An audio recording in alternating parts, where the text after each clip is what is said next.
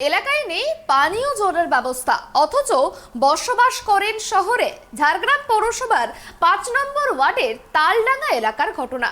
এলাকায় রয়েছে পাম্প, কিন্তু তাতে ঘোলা জল। প্রশাসনকে জানিয়েও হয়নি পানীয় জলের ব্যবস্থা। পরিশ্রুত পানীয় জলের আশায় এলাকাবাসী।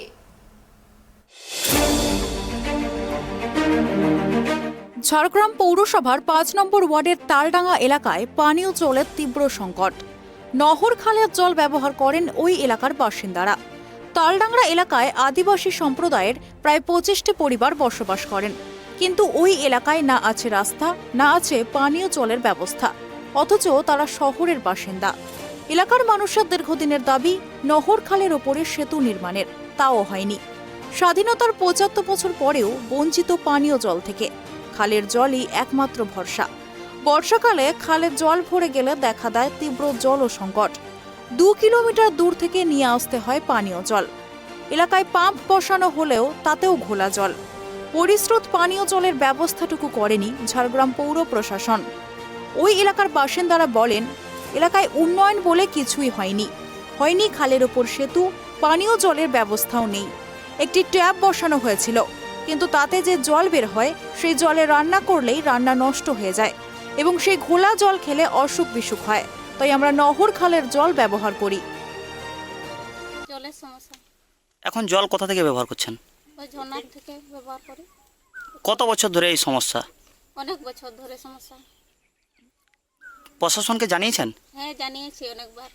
কি বলছে? ওরা তো কিছু বলেন। তো ৫ নম্বর ওয়ার্ডে থাকে, তো ওরা অনেকবার এসে দেখিয়ে গেছে, তো এখনো তো কিছু বলেনি। বৃষ্টির দিনে কি করেন আপনারা? বৃষ্টির দিনে জল নেই অনেক দূর থেকে, ২-৩ কিলোমিটার থেকে। এই যে খালের জল দীর্ঘদিন ধরে ব্যবহার করছেন, কোনো অসুবিধা হয় না আপনাদের? না, এই খালের জল অসুবিধা হয় না। ওই কল দিয়েছে, কলের জল অসুবিধা হয়, আয়রন বেড়া কল থেকে। ওই জলটা কি ব্যবহার করতে পারেন না? না, ওই ভাতগুলা নষ্ট হয়। কি চাইছেন এখন আপনারা? এখন আমরা চাই ওই আমাদের ট্যাঙ্কি হোক। কি সমস্যা? এই জলেরই সমস্যা হচ্ছে। এখন জল কোথা থেকে খাচ্ছেন? এইখানে নিয়ে খাচ্ছি। এই ঝর্ণার জল? কত বছর ধরে এই ঝর্ণার জল ব্যবহার করছেন? তো ৬০-৭০ হয়ে গেল বোধহয়। গ্রামে কি কোনো কল নেই? গ্রামে কল আছে, ওই যে ঘোলা জল বেরোচ্ছে। এটা কি প্রশাসনকে জানিয়েছেন? জানাইছি। কি বলছে ওরা? বসে হবে কবে হবে?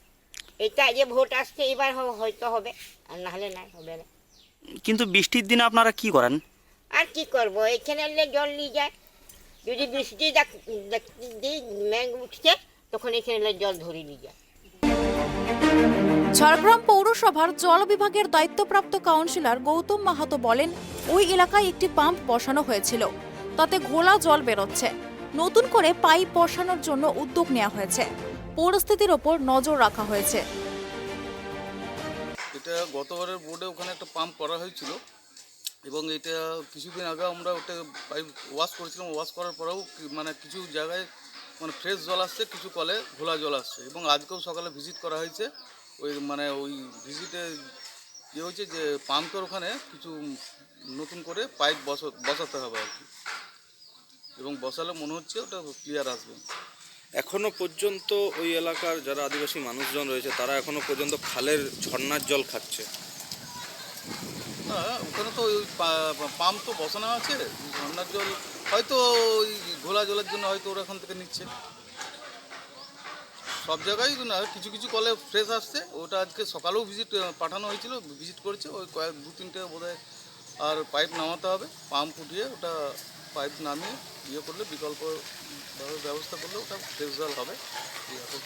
এবং পৌরসভাতে করাও হচ্ছে, আশ্বাস দেওয়া হয়েছে।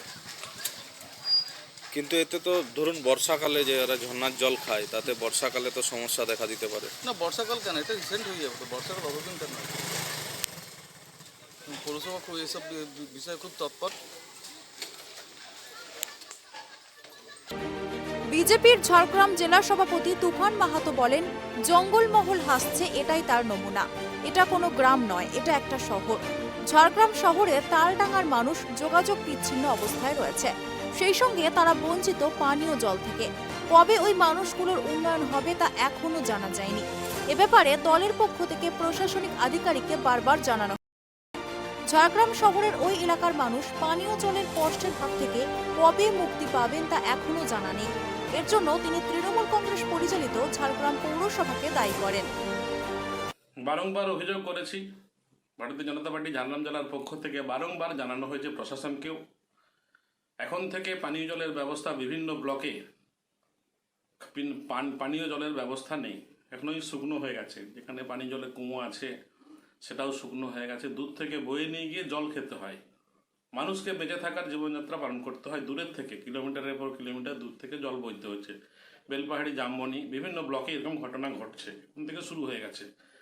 স্বাভাবিক, আমরা বঞ্চিত ঝাড়গ্রাম জেলার সমাজের লোক বঞ্চিত। ঝাড়গ্রাম এদের শাসনকালে শুধু রাজনৈতিক চাপানোত্তর হয়েছে।